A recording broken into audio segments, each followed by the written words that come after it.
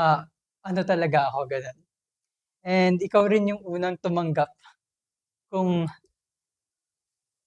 unang tumanggap kung anong klase ako ng tao. And I'm really grateful kasi hindi lahat ng batang katulad ko merong nanay na katulad mo. You were able to support me in any aspect. Kagaya ng sa pag-aaral ko, when you were able to accept me, mas naging malaya ako sa mga bagay na gustong kong gawin. Kaya yung mga achievements ko na sinasabi mo, parte ka dun. Kasi kung hindi mo ako hinayaan maging ako o kung sino ako, hindi ko rin naman ma-achieve yung mga bagay na na-achieve ko ngayon. So, thank you, ma. Hindi kasi ako umiiyak sa kanya. Parang, Kasi mabait na bata kasi ito. parang I've never cried in front of my mom.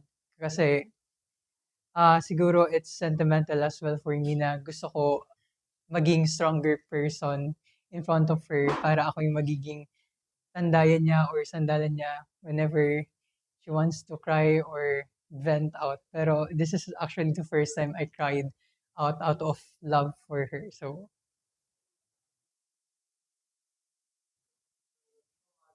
Yung sana yung pagpatuloy lang yung simulan niya. Tapos, kung anong gusto niya sa buhay, gawin niya. Huwag yung mag-alinlangan siya kasi alam ko nang kung ano siya eh. Mahalaga sa akin yung kaligayahan niya bilang nanay.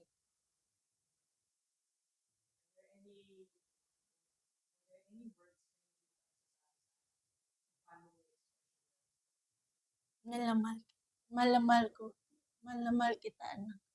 Talagang lagi ako nandito para sa iyo kasi alam ko nang bunso kita. Siya rin yung nag-aalaga sa akin nung kasakit ako. Naoperahan ako sa tenga. Siya yung talagang hanggang pagaling ko, nialagaan niya ako. Yung pagtayo mula sa higaan hanggang CR, siya yung alalay sa akin. Tapos yung pagpaligo, siya nagpapaligo sa akin. Yun ang pinakaano ko sa mga anak ko. Lahat sila mababait. Nalagaan nila ako. Akala ko dati hindi nila ako alagaan ng ganun. Napatunayan ko sa kanila yung kabutihang loob sa mga anak. Nasa kanila na. Hindi nila ako pinabayaan kahit gaano man kahirap. Nandyan sila. Alalay sa akin.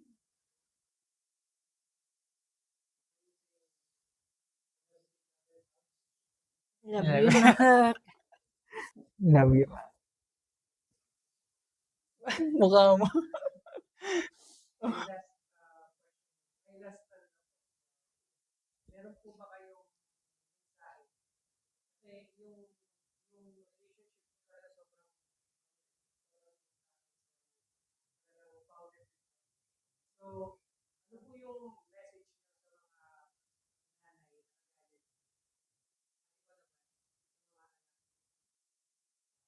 Hindi, sana sa mga nanay na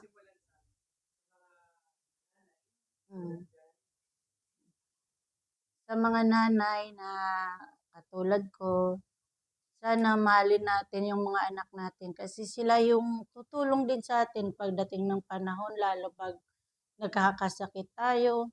Andiyan ang mga anak natin, kaya tratuhin natin silang mabuti kasi magpi-feedback din sa atin yan. Kung anong pinaramdam mo sa mga anak mo, ganun din paramdam sa inyong mga anak nyo. Kaya tratuhin natin ang mga anak natin ng mabuti, mahalin, kasi sila lang talaga ang yaman natin. Ako naman po sa mga anak, sa mga kabataan dyan, maanong ulam. Hindi, joke lang. At the end of the day, even though yung generation natin, yung isa sa mga pinaka-progressive and at the same time, meron tayong mga sentiments. Most of our generation, merong mga gaps between our parents and all. But siguro at the end of the day, they are the person that you can you can vent out your dark days or what. And siguro try to communicate with them because at, ako kasi at first naging ano rin ako kay mama, naging distant ako kasi akala ko di niya ako maintindihan. Pero alam mo yun, merong mga regrets na pwedeng mangyari. So why why not try it first? Because at the end of the day, willing naman silang makinig, willing naman silang umunawa. Siguro you just have to open up fully sa kanila. So, ayun.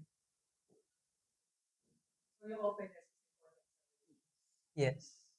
Openness.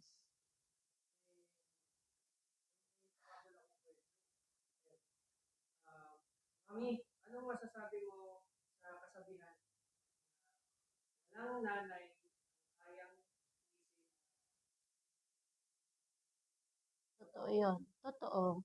Kasi galing sa amin yan, yung mga anak natin, di ba? Galing sa ina.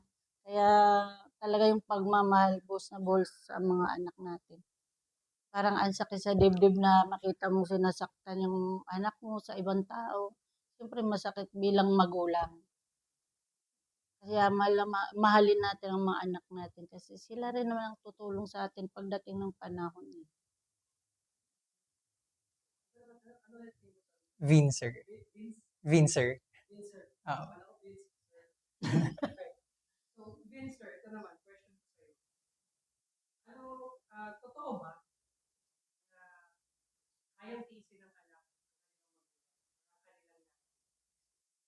Uh, Coming from my experience, hindi.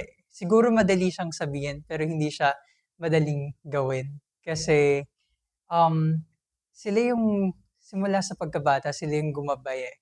Sila yung naging foundation natin kung paano tayo naging stable o paano tayo nakapunta kung nasaan tayo ngayon. And at the end of the day, they have a special place within ourselves.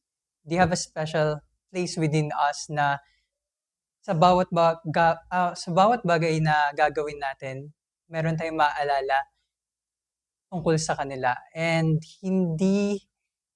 oo nga, madali siyang sabihin na kaya nating tiisin yung mga magulang natin o nanay natin.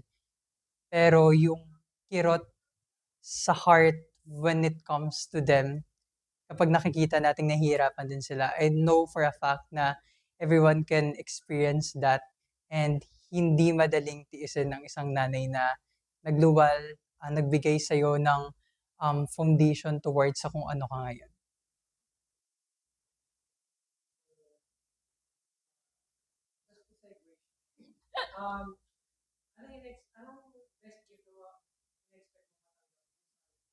Wag material.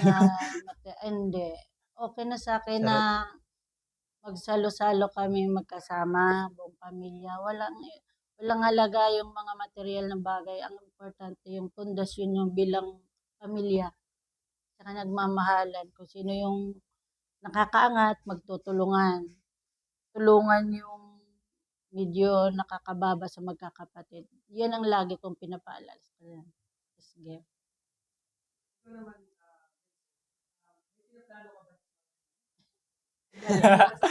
Walang Ah,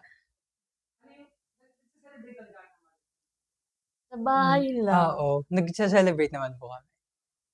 Different.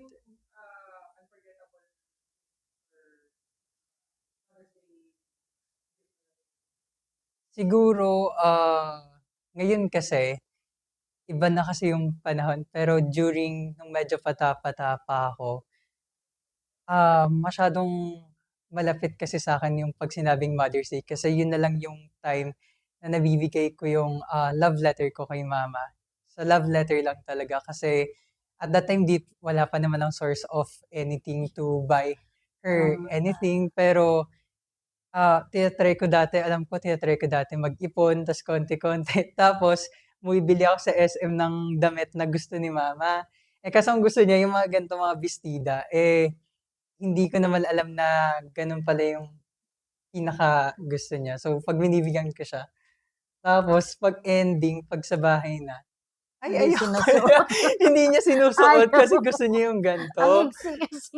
Tapos sabi ko, "Be, ayoko na nga bigyan si mama ng ano kasi ayaw niya naman." Pero ngayon, fino-fulfill ko naman yung gusto ni mama na gusto niya na magtulungan kami magkakapatid kasi 3 nga kami and pa-graduate na rin naman ako and we're bound to enter the workforce. And gusto ko ring tulungan yung family namin to achieve what they want. And si mama ko ano yung gusto niya, material naman this time kasi for how many long years, more on yung gusto niya sa family yung nagiging wish niya. Pero ngayon, gusto gusto ko naman maiparana sa kanya yung mga bagay na nahahawakan o mako-call niya as achievement as well. So much po. Now, speaking of best gift, may regalo si Astron para sa iyo. Tadaan! Oh, So ito po ang Astron Breezy SF60. Thank you very Thank you much. po. Thank you very much. Ano po yan ilalagay? Sa ano, sa bagong bahay namin pag Wow. natapos. Yung dream house ko. So, kaya mula kay Astron, Happy Mother's Day sa iyo, Thank you. Nanay Guy. Salamat sa iyong alagang nanay. Thank you. So, sasabihin niyo lang po sa camera. Ito po. Maraming salamat, alagang Astron. Alagang Sabay na po kayo. Maraming salamat, alagang Astron. Alagang Okay. Maraming salamat. Bilang ko po kayo. 1, 2, 3, go! Maraming salamat, alagang Astron, alagang maaasahan mo. Try natin ng more energetic. Ah, Para hindi walang buhay. Try natin. Ah, Maraming salamat, alagang Astron. Alagang maaasahan. 1, 2, 3, go! Maraming salamat, alagang Astron, alagang maaasahan mo.